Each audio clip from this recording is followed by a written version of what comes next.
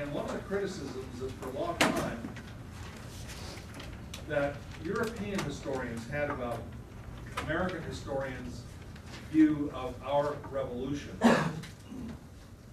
was that our revolution was not a revolution at all, it was strictly a war for independence. Revolution means change, and when the war was over, we got rid of the British, but nothing changed. Politically, nothing changed. We were a fairly conservative country, and we stayed a fairly conservative country. Well, let's just sort of get a handle on that little question. There was a revolution in the colonies, a genuine social, cultural, and political revolution in the colonies within the framework of the War for Independence. And here is the explanation of why I say that. You can do a little parenthesis and just write something, and that is this. The French claimed they had the only really true revolution, the French Revolution of 1789, which came just a few years after the American War. And they claim it's a revolution because they had some 6,000 members of the nobility, immigrant nobles, that fled the country. They represented the conservative elements of France, the ultra-conservative elements. And when they fled the country took a shift to the left with more liberal, radical, more people taking charge of the government. Now we know that part is true. So that's fine. I'm not arguing about the French Revolution being a real revolution. It was. But what happened in America is just as significant, because those who opposed our War of Independence, the body and soul of those who opposed the War for Independence, were in fact very conservative group in the colonies.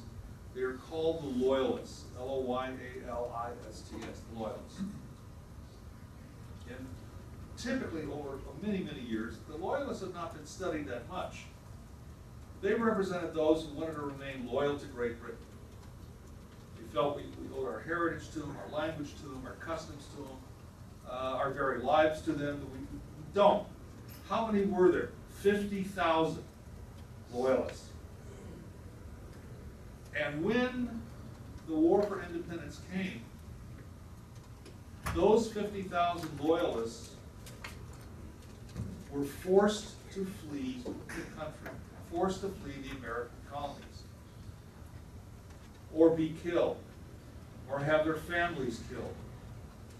As it was, those that were not, some were killed, but those that did not lost all of their property. They lost their savings, some lost their families. They were never allowed to come back into the country. Everything was confiscated. Despite the amount of effort that the British put into the treaty negotiations, at the end of the war, they could never get the Loyalists back into the new United States or get their property restored to them. No matter how hard that, and the British tried to do this.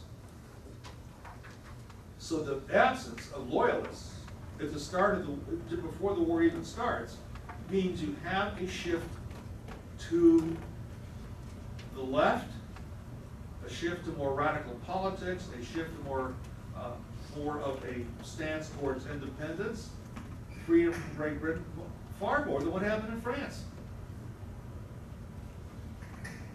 And that almost guarantees this war is going to be a one tough sucker of a war. That most of those involved are going to be very much against trying to make a settlement with the British, ever. Okay, now you had a hand up back there. Oh, I was just gonna ask, were they kicked out before the war started? Some were. I'll give you a little example. One of the strangest episodes in this whole thing was a group from England who are Loyalists, and they represented an Anglican missionary society called the SPG, Society of the Propagation of the Gospel in Foreign Parts. Now you go, where is he going with this? Well, there are places you can go with anything. But the unfortunate thing for this class, I happened to write a paper on that subject some time ago. And read it at a conference, got it published. It was hysterical kind of thing. I made so many enemies with that paper, which is fun to do, because, you know, having already been a probation officer for 10 years, I relish the fight with an academic. So, you know, you just think, you win. Yeah, I can't argue. So I gave this paper, in which I traced, they had in 1700, they were granted a charter to come to the colonies and evangelize the Native American tribes in the Northeast, that is in Massachusetts, Maine, Connecticut, and so forth. Okay. What they turned out doing, instead of evangelizing Native American tribes, they decided to try and convert. Who was the most notable American missionary, most notable American church group at the time? Anybody? Who were the ones that came over? The Congregationalists. Puritans. Puritans, also called Congregationalists. Pilgrims were also Puritans. And they flooded New England. They built their big school there, and that's Yale. Yale Divinity School, one of the big outgrowths of the colonies, especially the Puritan colonies. Congregationalists, ultra-conservative, definitely anti the Church of England, against the Church of England. These are the guys that fought in the English Civil War against the Loyalists, the Royalists. So they're there. So this is what the SPG does. After about 20 years in New England, they decided to convert the Puritans to the cause of the Anglican Church. Now the Anglican Church is tied to the crown, and therefore it's tied to the establishment, the British establishment. Okay. When the war gets going, what side are these guys on? Well, you know what side they're on. They're Loyalists. They're receiving their pay from the Church of England in London. They're not going to support the revolution. But what they have managed to do is also, by this time, the time of the start of the revolution, they also managed to convert probably 60% of the Puritan pastors over to the Anglican Church. Therefore, many Puritans were understood now to be traitors to the American cause. And those that know them, and we kind of know about this, but what is surprising was, and what American historians have always said, is they did that, they betrayed the country, because they were on the payroll from the English. On the English payroll. Meaning Church of England paid them. If you're a Puritan pastor, congregational pastor, and you never converted to the Church of England, you're lucky to get any money at all. You were living off the land. Period. So these guys were accused of economic, basically, they represented a form of economic imperialism. The British paid them off. Okay. So I'm out at, pardon the expression, UCLA, because I didn't go there. Okay. But I'm in the library. They have a great library. Down below in the basement of the library at UCLA is a wonderful microfilm collection. and I found the SPG letters on microfilm. They were written originally with quill and ink on parchment paper. And all of these Puritan ministers, during the war, they're not complaining, they're simply saying, we're starving to death. We haven't received any help from England. They're chasing us all over the countryside, that is meaning the American Revolutionary Forces are after them. They are loyalists. They're appealing to the crown or anybody for any kind of help, but their families are starving because they haven't had any money of any kind for a year. Why are they hanging in there? Why are they remaining close to the Anglican cause? Because they were true converts to Anglicanism. They weren't just economic or financial hackies. We accused them of economic treason, and it turns out they were never getting their money. So I read this paper. I wasn't sure why it was totally not my field, I'll tell you that. My field's Middle East. So why am I at this conference in Snowbird, frickin' Utah, where you can't get a drink? Reading this paper. Anybody been to Utah? Can't get a drink? Okay, I rest my case. Anyway, my Saudi friends know about inability to get a drink, right? They know all about this. All right, I don't have to explain this to them. Because they never drank at all before they ever came, right? Never. Never. Okay. I love these guys. I would have a great home. I'm going to get killed one of these days. I'm going to say the wrong thing. You know, I'm not trying, but anyway. So, anyway, I read this paper, and this guy comes to critique the paper, and he just fucking blows up. How dare you accuse? You know, these guys of actually betraying the theology of the Puritan Church. You know, betraying the American Revolution. They were economic imperialists. You know, and he says on and on. This was his specialty. And I said, I didn't say that. The letters say that. Read the letters. I got all kinds of duplicates of the letters to show on microfilm, transferred to microfilm, so I could show it to the audience. And the audience is saying, he's got the proof. Shut up over there. We know, you think you know your thing. You know, he's written a couple of books on the subject, but they're looking at the letters up here, and there are letters that, you know, we're starving to death, help, help, help, help. And they're still very sensitive about that. Very sensitive about it. Well, as it turns out, the SPG members were indeed hunted down by the American Revolutionaries because they were traitors. They were traitors to the cause, not because of money. They just had a genuine theological conversion to the Anglican Church. They believed in it more than they did the Puritan Church, and so they wound up going to later schools like William and Mary and so forth. But what we show with this is the amount of visceral hatred during the period of the Revolution, visceral hatred toward those who had ultimately had any real sympathy with the British. It just comes out in all kinds of ways, and the Loyalists, representing hardcore, 50,000,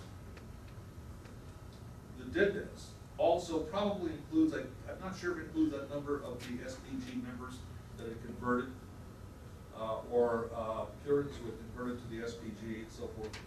They're part of that. And they're part of why there is such, even today, such a rancorous feeling among those who touch that scholarship and get into it, because they feel like they've had an answer a long time, just simply at the economic betrayal. They were loyal because of finances. They weren't loyal because of anything really believed. What I tried to show in that paper was they were loyal because of belief. Finances weren't even available. So that was the point. But it shows just how deep that thing still is when you get arguments like that out of nowhere. Guy didn't even know. Just goes on the attack like that. Okay, well, you know, take care of his ass somewhere. Okay. So we're moving. Yeah. If you had to like draw like a socio-economic pyramid, like what segment of the like were the Loyalists mainly up in the upper middle class? I mean, people who were just You know, I would say that a lot of them were, probably 60% were.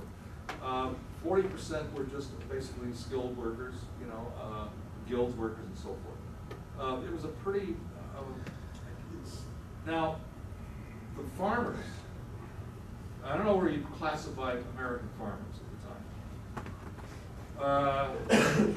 Those who grew, you know, a lot of stuff that was going to support the military. I don't know what you can say about them in terms of their wealth, one way or the other. Depends on some had big farms, very wealthy, others had small farms, barely subsistence living. But when the war came, one of the things that became very obvious is these guys were not going to support anybody who didn't pay them in hard cash. It didn't matter if you were American colonial fighter, militia, whatever, or part of Washington's army, or if you're a redcoat. It didn't matter. If you paid money, paid hard currency, you've got the vegetables, you've got the wheat, you've got the farm products, you've got the beef, the pigs, whatever you have. They made a lot of money during the war. They were the profiteers during the war. Also, weren't they like paid in land? By whom?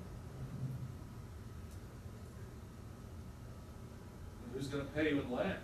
Washington's going to pay them in land, and you can't guarantee anything. You have to trust Washington that's going to win the war. Nobody believed he was going to win anything. And the British said, oh, that's null and void anyway, because we're the ones that have to give out the land.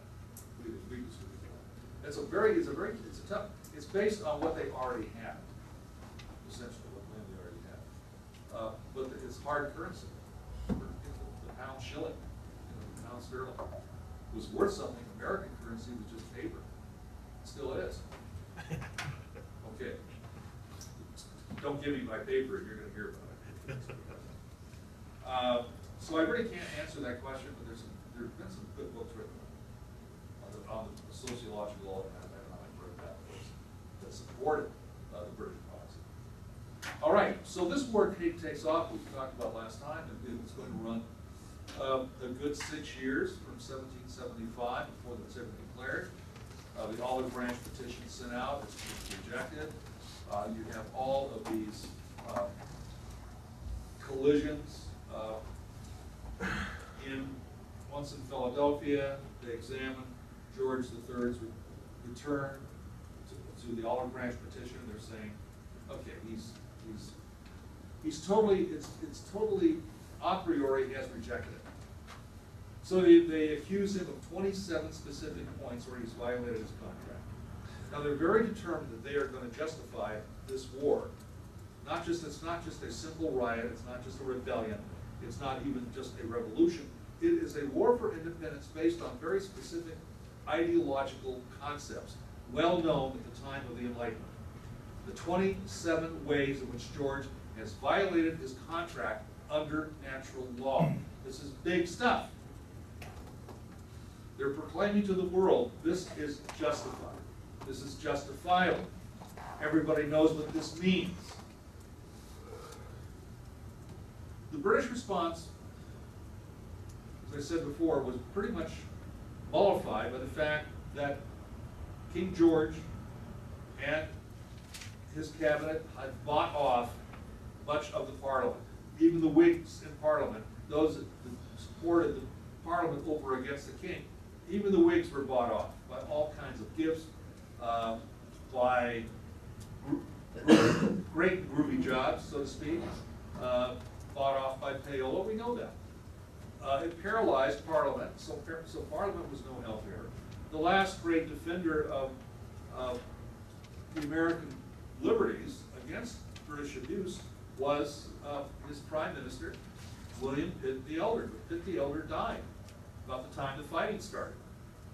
And he's replaced by a real hawk, being Lord North. Lord North initiates most of the taxation issues, most of the coercion principles, initiates sending the military. He about does it all over the next 6 years against the American colonials. It's largely his policy. They're the policies of George III, but it's really organized and directed by Lord North.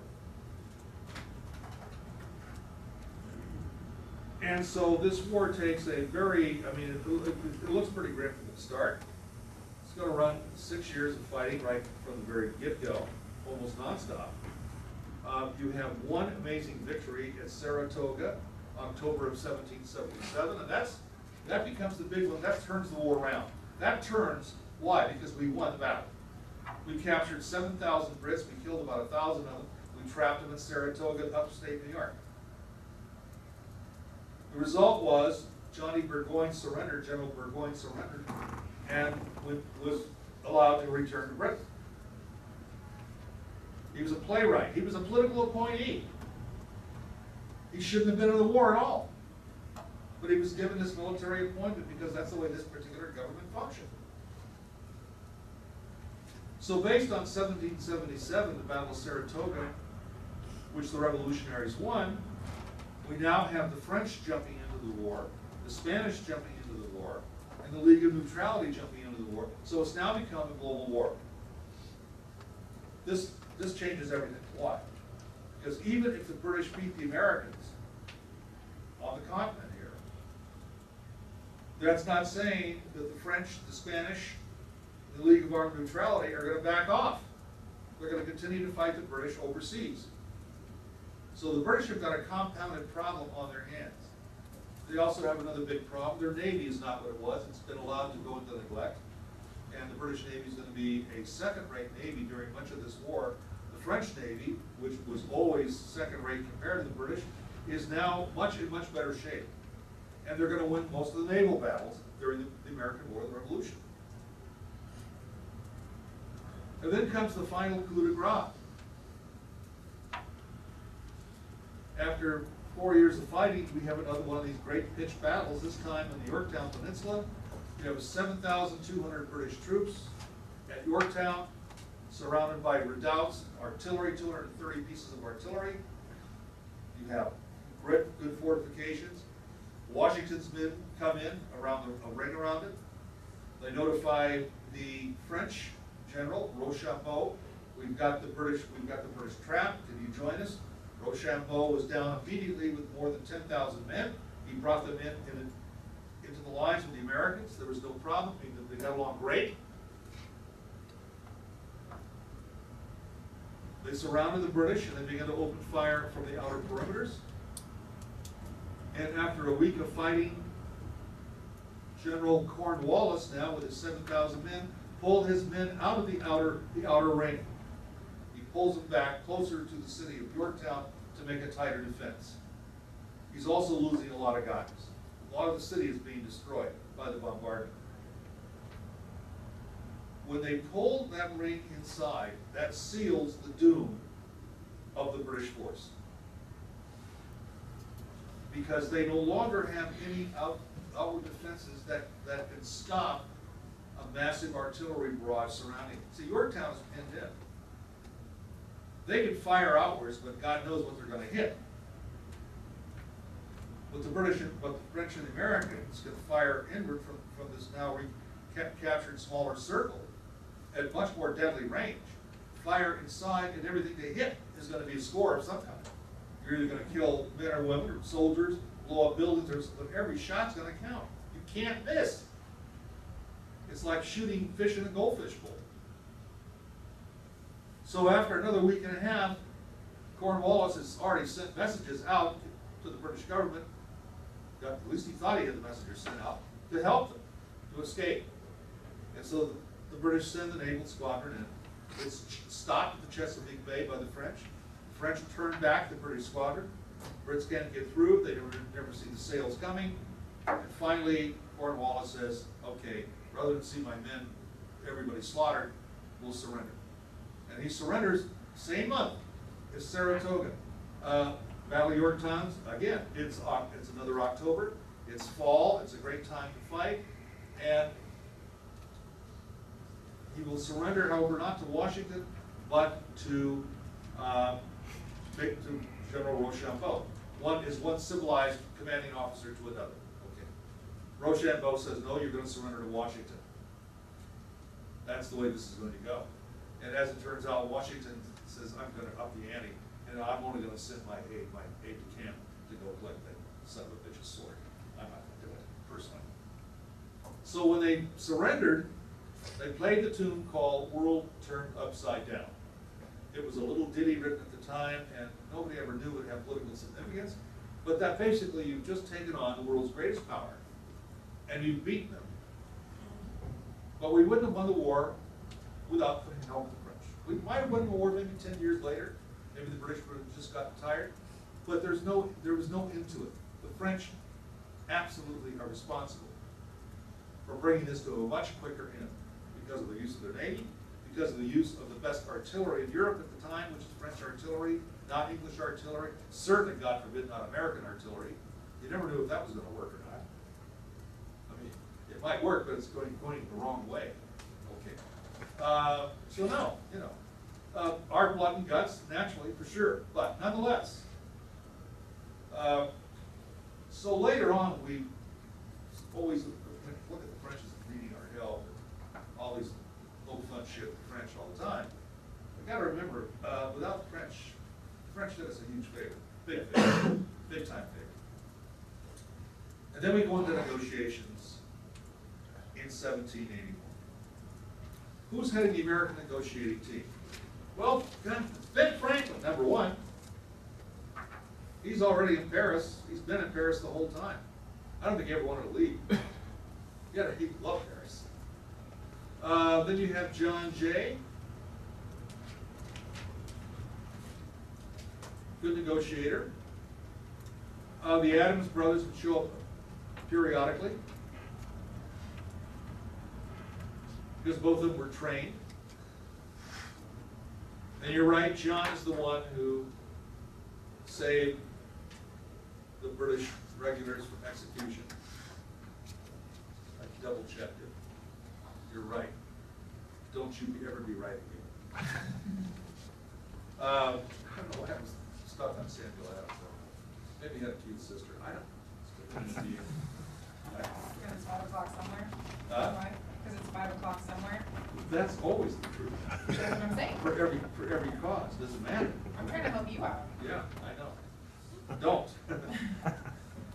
My wife will tell you, he does not need help in this area.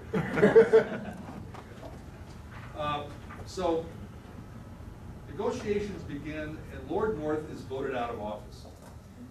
So obviously, he's not going to appoint the negotiators to the British. Now we're going to talk about these very interesting negotiations between the British and Americans.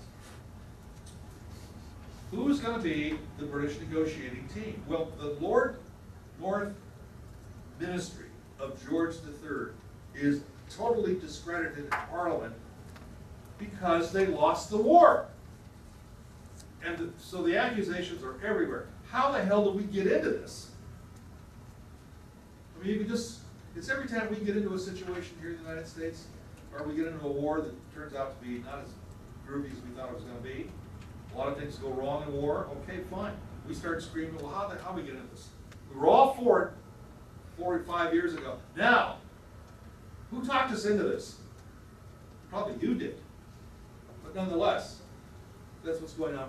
They're arguing back and forth. How do we get into this stupid-ass war? I know how we got into it. It was Lord North talked us into it. And all those jerks that are in Parliament that have been bought off by George III. That's what got us into this war. We got to clean up our act. But we've also got to save the day. We're going to lose everything. Because the French wanted back all their Caribbean islands. They also wanted the return of French Canada that they had lost in the last war. They also wanted to regain their possessions lost in India during the 7 Years' War. The Spanish wanted the return of Gibraltar. They wanted the return of Grenada Island. Some islands in the Caribbean. The British had possession of Havana for a while and the city of Manila in the Philippines. And now they're saying we want this return. So Spain is on a rampage. The League of Armed Neutrality made up, you had 3 to 4 members at a given time. The Dutch were part of it. The Swedes were part of it. I'm trying to think the other, and you have the Russians were part of it at the time. And there's one more power who I'm leaving out, I can't remember. Prussia, Russia, Sweden, and Holland, all made up the League of 10. They blockaded the Baltic, stopped any British ships operating up there during the war. So when they wanted something out of it, they wanted the return of some territories which apparently had been lost in 2 earlier conflicts. In other words, the British, this war is going to cost the British a lot more than the 13 colonies. So far, they have not acknowledged that they've lost the 13 colonies. But what you have is a complete change of ministry. Lord North is out of the picture. George III has to appoint another ministry. Can he appoint another Tory conservative ministry like Lord North? What do you think? The guys that started this war, can he appoint another ministry like that, or can he not? Would he do? Would he? What's he looking for? What do you think? Younger? Yeah, he's not around yet, but yeah, he would have had he been there. Pitt the Younger represents the liberal cause. He's a Whig, like his dad, but he's not on the scene yet. He's going to be on the scene in about another 10 years. But he's definitely going for a Whig liberal ministry. He was one, he was a bit older. But you're right. But you're looking to find somebody who can negotiate with the Americans, who does not represent the symbolism of the old regime. You cannot appoint another ultra-Tory conservative in the position of the Minister of Great Britain to handle these negotiations. Why? Because the British want these negotiations over and done as quickly as possible. So the ministry that's appointed is a rather strange ministry. He's almost an unknown. His name is Lord Rockingham, like rocking chair. Rocking, Rockingham, Lord Rockingham. I mean, nobody's ever heard of him. And today you've never heard of him. Now he's going to be the new prime minister. But he doesn't handle the negotiations. He's going to appoint people to handle his negotiations. He has two people that he wants to have. He wants to appoint a new foreign secretary named George Fox. Now, has anybody ever heard of George Fox? The great liberal of the late 18th century. George Fox. And the other person that he's going to be appointed as foreign secretary. The other is Lord Shelburne, Shelbourne. Lord Shelburne is going to be Home Secretary. Now, one of these two men is going to handle the negotiations, ultimately settle this war. And it becomes a very strange sight to watch this.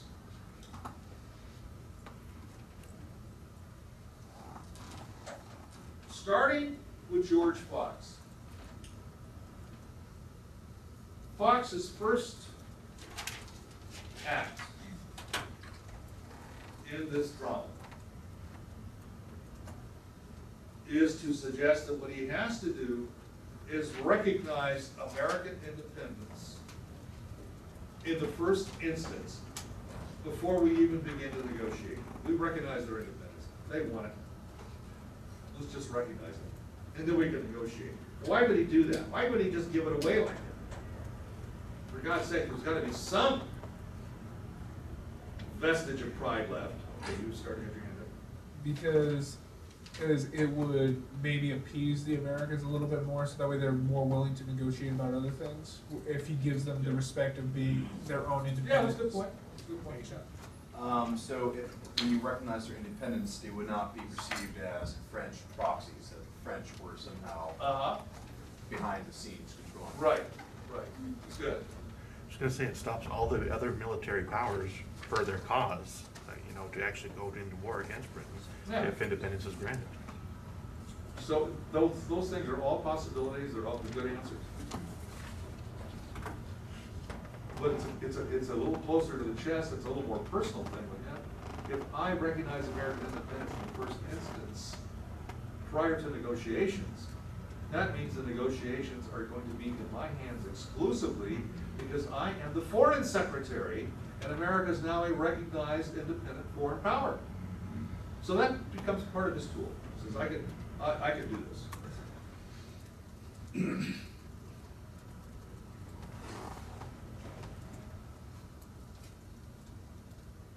What's his key negotiating tool? What does he have to offer? Okay, Britain's got to have a separate peace. True.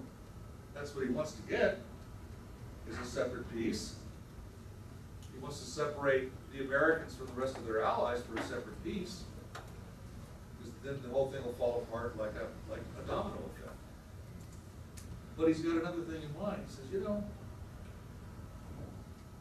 I offered them independence in the first instance, and the Americans say to him right away. He finds, what he has to do is find someone that's going to go to the Americans and negotiate for him, or go to Paris where the negotiations are taking place. Almost every time you have a war, where do you sell it? Paris. Even if you have a bad headache, you know, and you're having a really bad day, it's been a shitty war, everything else, go to Paris, for God's sakes.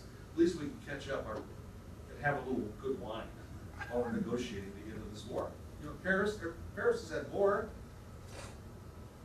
peace deal than any other capital in the world, ever. Okay, so he sends his representative to Paris. It's a young guy named George Grenville, Grenville. George Grenville is the son of a minor nobleman. And he meets with the Americans. He meets with Ben Franklin, John Jay, the Adams boys. They get together and he meets with Ben Franklin in private in a coach. And he offers Franklin, based on what Fox says, what you're going to do, offer the Americans independence in the first instance, just say you have it. Fine, he does this. And he expects Franklin to be overjoyed. Franklin's looking at him, going, yes. And what else? Franklin knows that the Brits want this war over and they want out of this war. Knows that. He also knows that Grenville is a young green guy. He has no clue about how delicate these negotiations are. And then offering the Americans independence is a total freaking waste of time. Why? Because they've already won their independence. They know that. So the question is, what else have you got today? It's a weekend at Lithia Ford. Do you have any good deals coming this weekend? Or not? Well, I don't know of any. He didn't. In the meantime, the other guy that's appointed, Home Secretary, Lord Shelburne, knows that's the weakness. He can't stand George Fox. It's a bitter political enemy. Though they're on the same side politically, they're political enemies. You know, they both be Democrats today, but they're both be screaming and yelling for, you know, Hillary versus Nancy Pelosi. God forbid. Okay. But anyway, all that's it. You have all of that, and he sends this young guy named Oswald, Charles Oswald, to Paris. Oswald is he's a Scot and he's a businessman. He says, you meet with Franklin and you give him something we know the Americans want. They'll negotiate with me, believe me, once you make this offer. So he meets him in a private coach. Ben Franklin, private coach in Paris. Life is good. And here comes Oswald with his deal. And, you know, Oswald doesn't say a lot. He says, well, basically I know that the other team offered you independence. He says, we're not even gonna mess with that. But we'll offer you something if you sign today with us right away. Make a separate treaty. Don't let your allies talk you into anything else. Sign a separate treaty. We're gonna offer you something that you can't refuse. The one thing Americans have a love affair with, they have never refused in their entire lives. Never. Real estate. You know how many realtors there are in the city of Nashville? I bet everybody here has got some realtor in your closet somewhere. I would tell you. No, real estate, we're just into it. That's because we came from England and Scotland where there's no real estate available. Okay, we came here, it's like, holy shit, look at the size of this place. All right, great. Can we sell it? I don't know, let's try. So, they're still selling it. So he offers them all, if you sign now, and, well, you know, we won't even discuss independence, doesn't even bring it up. We will sign the peace, we'll include with the peace all of the land between the Allegheny Mountains, the Allegheny Appalachian line, remember that? All the way to the Mississippi River. It's about 1/3 of the continent that the British have jurisdiction over. It's yours. Now, for strange reasons, it was called the Canada Papers. It's an individual paper. It's a secret negotiating written document. Because apparently the original thing that was being offered also included parts of Canada. But all the way, I mean, this is like huge. You mean we won the war and we get this too? You're not going to try to hide this? It means we can just openly expand in there? All British troops will be removed and we're just going to the Mississippi River? Shit, yes. So Oswald makes this offer.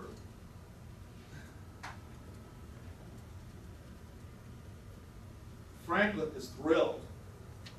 He sort of keeps things close to his chest, but yes, he says this is good. This is really good. In the meantime, the other representative comes back to meet again with Franklin.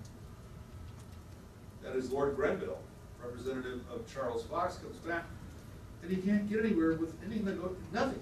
It's like Franklin just totally turned off to him. So he sends a message to his boss, Charles Fox, back in London saying, I don't know why he won't speak to me. He's not interested. I've offered independence in the first instance. They just are totally ignoring this. This is why. So within a matter of just a very few months, these two negotiators, meaning Benjamin Franklin and his negotiating team, along with Lord Shelburne and his negotiating team, will sign the documents that end the war, that give America access to all the land to the Mississippi River. And it's kept absolutely 100% secret. Secret from the British public. Can you imagine why? It would piss them off. Shit! You won your independence, you bastard traitors there, and we're giving you land? We're gonna give you all that rich land? You know? Rich in beavers, rich in fishing, rich in woods. I mean, good God, are we crazy? Who's in charge of this government? But that land is only accessible through the American colonies. Doesn't matter. You can get to it through, you can get a canoe and sail down the Mississippi from St. Lawrence. Yeah. You can do that. So, one other question. What was like the British public's view on the Revolutionary War, like from beginning to end? Public view is really hard to ascertain. I think the majority were against it entirely. They got fed up with it. It just went on and on and on. A lot of them did not understand any of the reasons behind it. Mostly it was the politicians that were involved in understanding what was going on, trying to convey that to the public. you still have the unreformed parliament, only 1 in 350 had the right to vote, so it didn't really matter. And a lot of those districts didn't count anymore. And a lot of new districts had people in them that had no vote. So it didn't, I don't think the public opinion was not a big deal as it is today. You could read the newspapers, get some kind of headlines, apparently at the time. Papers were slowly being developed for the public with a very, very limited amount of articulation in them, because the general public was not that sophisticated to read that much yet. But we'll don't. But it's hard to get. I think they were pretty fed up with what we get, because most of the guys that are killed in the war came from those families that are from not from the upper classes, but basically what later emerges as the labor class. Yeah. Was the secret to the American public?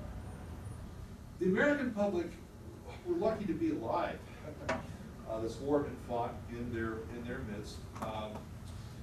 They, at times, seemed very supportive of their own troops, and other times, when the troops came through and they demanded food, demanded fruit from the orchards, and cows and pigs to be slaughtered for the army, a lot of the American public did not support. They would rather have the English come by and give them good hard silver for the expense. American public was basically, who can pay me? Because they weren't sure they're going to get anything out of this war. They really weren't. Some areas were very patriotic. Others in the northeast, way up the top of New England, you had a lot of very supportive people. You also had the deep south in the Carolinas, very supportive of the revolution, but you can't say it's like 90% to 10. It's like everything else in this war. Everything's about 60-40. So you don't really know. But when it is over, they are changed people. The war has changed them dramatically. The disappearance of the Loyalists means that you don't have a loud opposition voice to the war that remains in the colonies. So most of the people appear to be for it, pretty much. Yeah. Most of the Loyalists fled to Canada, correct? Most of them. Some went to Britain, but most went to Canada. Were the people who sold food to the British, were they attacked by Americans who knew? No, they were out there in countryside, so they weren't attacked by anybody. A lot of people didn't even know about it. You're out there because it's, this whole thing is so nebulous. I mean, it's so like, it's a war, it's out there, you know it's being fought, but you don't know what the hell's really going on. And you're a guy living in western Pennsylvania on your farm, you don't see that much action going on. You just know that when troops come through and you have food, they want to buy it, they can buy it if they have the money, if they have hard currency. Don't take that shit that's being cranked out by Washington and Company, meaning the old currency. It had no backing to it. Unless some people said, well, it does have some sort of backing. Later, some of that's going to actually be redeemable, some of that cash. But it was very iffy if it would ever be redeemable during the war. So nobody knew. Okay, so you have this treaty. It's signed in 1781. It's called the Treaty of 1781. It grants to the colonies all the territory to the Mississippi River, from the East Coast to the Mississippi.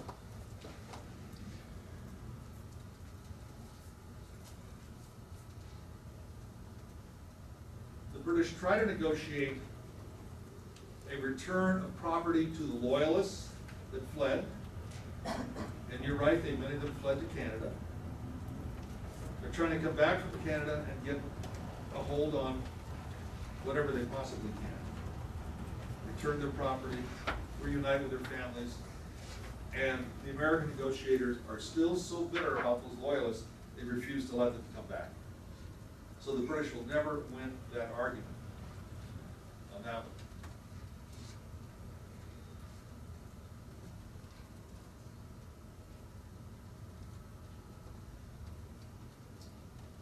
All all down the line, you have a number of issues that show up that the Americans just won't compromise on. One thing is they want the right to clean their fishing nets on the islands off eastern Canada. Is that a big deal? It is pure cod fishing. You don't want to have to go back to Martha's Vineyard or somewhere else to clean your nets. You want to be able to clean them right there and then continue cod fishing. Big cod fleets at the time. So there's a lot of little iffy things here that show up in this treaty. They don't have to grant independence in the first instance because independence is already assumed as part of the treaty. But what the Americans have to do is stop fighting immediately on the continent. You will not stay in this war in order to protect your allies' asses, or your allies' assets, okay? In other words, so the French are committed, and so the League of Armed Neutrality and Spain are all committed to this war, but you're not gonna continue to fight this war on the American continent just to serve them. Are you? Well, keep in mind, we signed on to that. So here's the big deal. Here's the main point of this thing. We had signed on to this. Originally, back in 1777, when the French came on, brought the League of Armed Neutrality and brought on the Spanish with them, they all signed the same deal. We'll fight until you achieve your independence, and the Americans will fight until your goals are achieved as well. That's that treaty. And we say the British didn't win the war, but hey, let me tell you something. The British won the treaty. Why? They got the Americans to sign on and screw the rest of them. And how do they get them to sign on? Real estate. It's amazing. That's twice the size of the country. Now, how do you tell the French that we've screwed you? You know, you've lost. I was driving through the battlefield in the area around Yorktown, and I came to a gravesite. There was a small plaque. It's about 3 or 4 miles inland of Yorktown. Yorktown's right on the water. And I saw this thing. It was really obscure. Everybody had 30 minutes with brushes and stuff looking at it. It was dedicated to the 5,000 French who died at Yorktown. It was placed there by the French government later in the 19th century.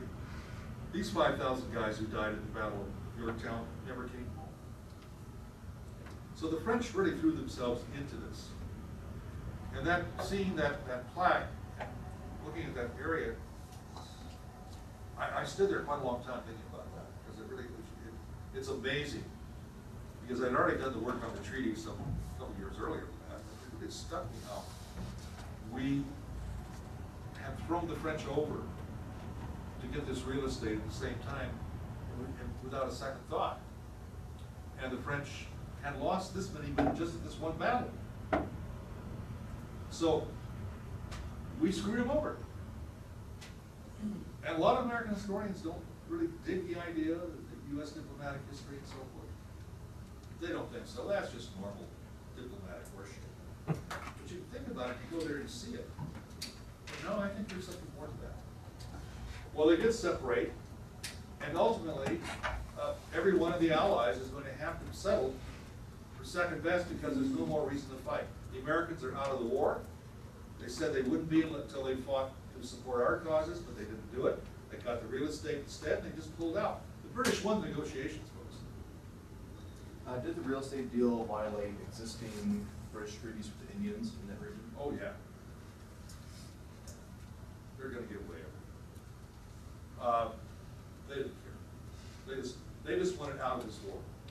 They knew if they got us to sign on, got us to quit fighting, that this war is going to be in the end, and there's no more fighting in India, no more fighting in the Caribbean. It's over. and no more fighting at Gibraltar. It's over. It's costing Britain a fortune to continue to fight this war all over the globe, and they couldn't afford to do it, especially with the humiliation of losing the 13 colonies already. So they're trying to regroup their losses, try to straighten out the losses. So this is a treaty of the treaty is finally signed, again, settling the whole thing in 1783. That's the final document. There's no more return of land to the Loyalists. That's not going to happen. We get all the land to the Mississippi River. That moves on. The French will basically get nothing out of this treaty. They gain nothing back. Nothing in India, they gain nothing in the Caribbean. League of Neutrality gets probably a few codfish for getting out of the Baltic. We don't really know what they got, if anything at all. Does this thing have ramifications? Does this thing have? Well, it certainly leaves the British political system not free of some discourse on this. Because when it's over, British politicians are saying, you know, once they find out about this, they're opposed to the real estate deal. Once the public finds out, shit, we probably lost 10,000 men in the revolution, and you're going to give them real estate too? I mean, what kind of a who did that? They're trying to find out who did it, who sold them out. Well, during the negotiations, you remember the politician who did it? Lord Shelburne. He's a lackluster kind of British lord. You know, not much as, I mean, people don't talk about him very much. He's not sexy like Charles Fox. But he outfoxes Charles Fox, for sure.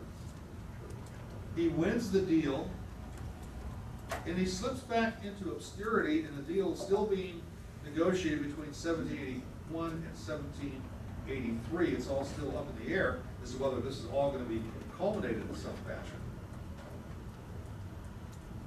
Lord North jumps into the fray, demands an investigation, parliamentary investigation, about who the hell negotiated this thing. I mean, the opposition loves to jump into those things.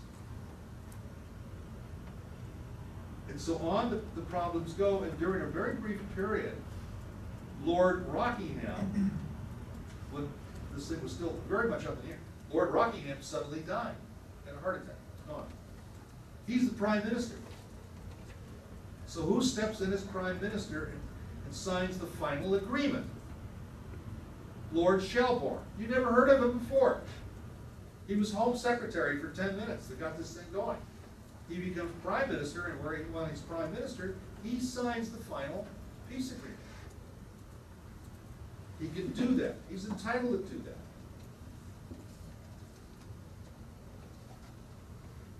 So when this thing is signed, it looks like, my God, it's irrevocable. It's the most humiliating treaty we've ever had. So you got to get one side of the British political process says this treaty sucks.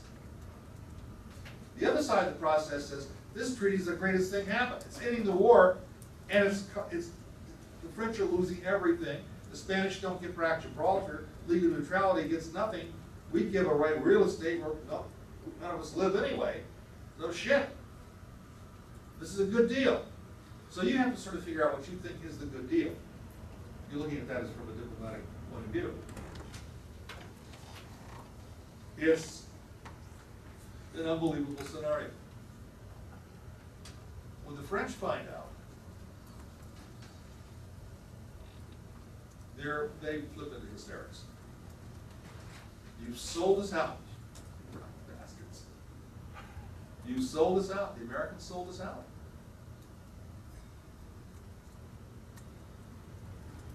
The French negotiator, his name was the Comte, C-O-M-T-E, de Vergennes, V-I-R-G-I-N-N-E-S, V-I-R-G-I-N-N-E-S, Comte de Vergennes.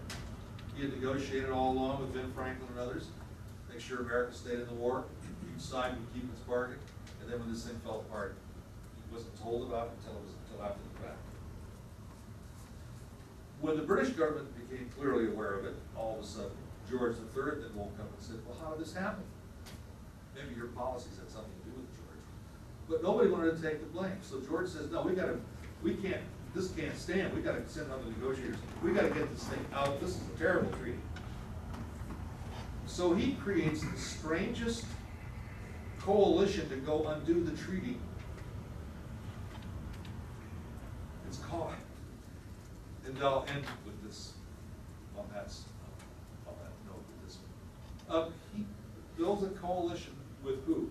Lord North, who everybody hated, and George Fox, who hated Lord Shelburne. George Fox says, you know, I got screwed. I just wanted to give independence. I wasn't going to give all this land away. So he joins what's called the North Fox Coalition. You got a liberal, parliamentarian, and a totally conservative warmonger parliamentarian, and they together are trying to salvage this treaty. They never do. Okay, they never do. So when this thing is over, within 10 years, you've got some big issues that show up. First of all, looking at who else gets anything out of this thing over the next few years. You've got, basically, the Americans have everything that they wanted. They're not giving anything back. The British were never able to change anything, but they did get the war over. They salvaged their empire, and they did not have to continue to fight. That to them was a major issue. So they win something. The French win nothing. They get nothing. It's an empty bag. And they don't forget this.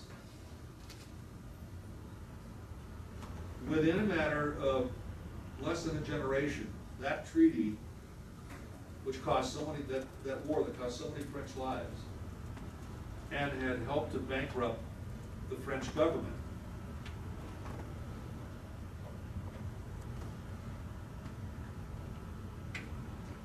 exploded into one of the major causes of the French Revolution in 1789. French finances were at an all-time low. French king could not pay his army. He could not tax the nobility, and he could not regain his losses from the war. This war was very expensive for the French, both in terms of money and in terms of manpower. Very expensive. It's one of the major causes of the French Revolution, is the bankruptcy of the government. The Spanish never got back to Gibraltar. So altogether, it's a treaty that really gave nobody anything back once it was over with. And you have a whole change of government that comes on board in Britain that tries to find out, well, we got something, but we didn't get as much.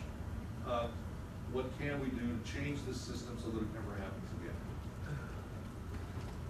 Eventually, the North Fox Coalition will fall after 1785.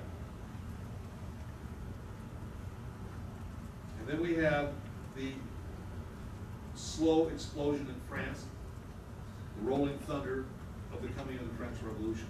It's no accident that this thing happened within a generation of the American Revolution. It's not that the revolution itself impacts the French, it's that what happens to the French in terms of the collapse of the financial structure is what triggers France into a major economic downturn. You have a new king in France, the old king that supported this war, Louis XV, was about as corrupt as he possibly could be.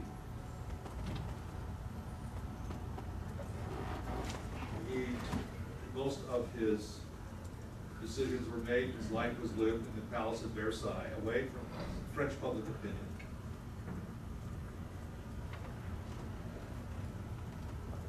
And so now let's move into this issue.